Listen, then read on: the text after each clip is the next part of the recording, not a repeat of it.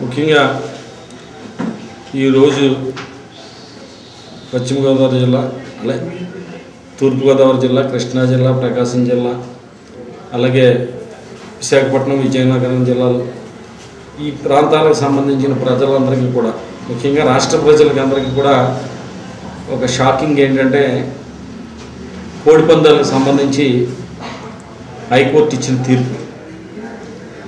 ఈ తీర్పు మీద ఇక్కడ ప్రాంత ప్రజలందరూ కూడా మాకు అన్యాయం జరిగింది అని చెప్పి ఏదైతే సాంప్రదాయ క్రీడలు ఉన్నాయో వీటికి సంఖ్యలు వేస్తున్నట్టుగా భావిస్తున్నారు. ముఖ్యంగా దీనికి ఈ రోజున కోర్టు తీర్పు ఇలా రావడానికి కారణం ఏంటంటే ప్రభుత్వం నిర్లక్ష్యం.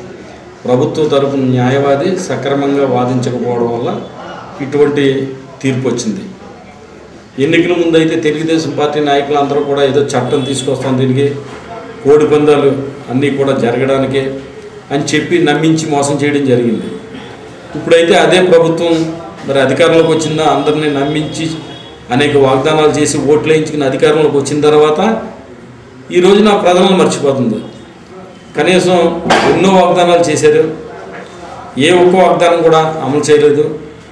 కానీ ప్రాంత ప్రజలందరూ కూడా సాంప్రదాయంగా వస్తున్న ఈ కోడి పందాలకు సంబంధించి ఎన్ని కష్టాలు ఉన్నా కూడా, సంవత్సరం అంతా ఎన్ని కష్టాలు పడినా సంక్రాంతి వచ్చేసరికి సాంప్రదాయమైన క్రీడలు కబడ్డీ కానీ, అలాగే కోడిపందాలు కానీ, లేదా ఖోఖో కానీ, ముగ్గులు పోటీలు కానీ, ఇవన్నీ కూడా వీటికి ఇతర రాష్ట్రాల్లో ఉన్న తెలుగు వాళ్ళు కూడా ఇక్కడికి వచ్చి ఈ 3 రోజులు ఈ యొక్క పండగలో జరిగే ఈ క్రీడల్లో అన్నింటిలో కూడా పాల్గొని తమ కష్టాలన్నీ మర్చిపోయి మళ్ళీ ఫుల్ ఎనర్జీతోటి ఏదైతే ఈ ఇబ్బందుల వల్ల, ఈ సంవత్సరం అంతా పడిన ఇబ్బందుల వల్ల మానసికంగా అలసిపోయిన వాళ్ళందరూ కూడా ఈ 3 రోజులలో ఈ క్రీడల వల్ల రీఛార్జ్ అయ్యి మళ్ళీ సంవత్సరం అంతా కూడా కష్టపడటానికి మళ్ళీ ఎక్కడ వాళ్ళు అక్కడికి వెళ్ళడం జరుగుతుంటుంది.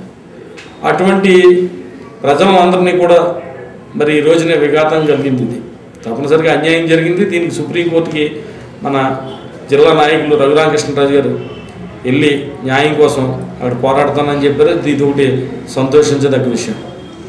అయితే ముఖ్యంగా మరి ప్రభుత్వం ప్రతి సంవత్సరం కూడా గాంధీ జయంతి రోజుని ఏదైతే మాంసం దుకాణాలు కానీ, చేపల దుకాణాలు కానీ ఇవన్నీ కూడా కట్టించేస్తుంది. ఆ రోజున మాంసాహారం నిషేధిస్తుంది, అమ్మకాలు కానీ తినడం కానీ అన్నీ కూడా. అంటే 364 రోజులు ఒక రోజు తీసేస్తే 363 రోజులు కూడా మరి కోళ్ళని, అలాగే మేకల్ని, వీటిని అన్నింటినీ కూడా చంపొచ్చు. వాటిని మాంసాన్ని కేజీ లెక్కన, అర కేజీ లెక్కన పట్టుకెళ్ళి తినొచ్చు. అది దాంట్లో జీవహింస మరి ఉందో లేదో నాకైతే అర్థం కావడం లేదు. గాంధీ జయంతి రోజుని నిషేధిస్తున్నారు, మరి 363 రోజులు ఓకే అంటున్నారు. కోళ్ళకి సంబంధించి కత్తులు కడుతున్నారు అని అంటున్నారా? అయితే కత్తులు ఎక్కడ కడతాం అయితే మేము చూడాల. ముఖ్యంగా కత్తులు కట్టకుండానే డింకీ పందాలని వేస్తూ ఉంటారు. అది ఒక వినోదంగా సాంప్రదాయంగా వస్తుంది ఎప్పుడూ. దీన్ని ప్రజల మనోభావాలని ప్రభుత్వం గుర్తించి కోర్టులో సరిగ్గా వాదించాలి. ఏదైతే ఎన్నికల ముందు వాగ్దానం చేశారో ఆ వాగ్దానం ప్రకారం మాగంటి బాబు గారు కానీ, మామూలుగా ఇప్పుడు ప్రభుత్వ చింతమనేని ప్రభాకర్ కానీ వీళ్ళందరూ కూడా చెప్పారు, చట్టం తీసుకొస్తాం చంద్రబాబు నాయుడు గారిని ఒప్పించని చెప్పి. చంద్రబాబు నాయుడు గారు కూడా కోడి పందాలను ప్రోత్సహిస్తానని మాట్లాడాడు ఆయన ఎన్నికల్లో. మరి వాళ్ళు ఈ రోజున ఈ నిర్లక్ష్యం చేయడం అనేది తగనది.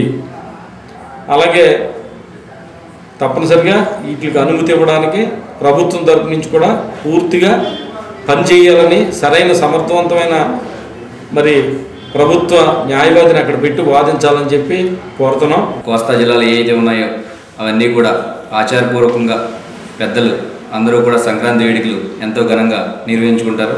ఆ వేడుకలకి రాష్ట్రం అంతా కూడా భీమవరం పరిసర ప్రాంతాలకు వచ్చి ఎంతగానో ఆనందింపబడతారు. ఎందుకంటే సంక్రాంతి 3 రోజులు కూడా వాలీబాల్ కానివ్వండి, అలాగే ఖోఖో ఆటలు కానివ్వండి, అలాగే ముగ్గులు పోటీలు కానివ్వండి, అలాగే అందులో భాగంగా కోడిపందాలు కూడా నిర్వహించడం జరుగుతుంది.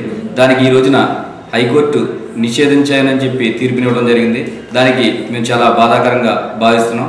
ఎందుకంటే పూర్వం నుంచి కూడా పెద్దలు అందరూ కూడా ఈ కోడిపందాలని ఆనవాయితీగా వేయటం జరుగుతుంది.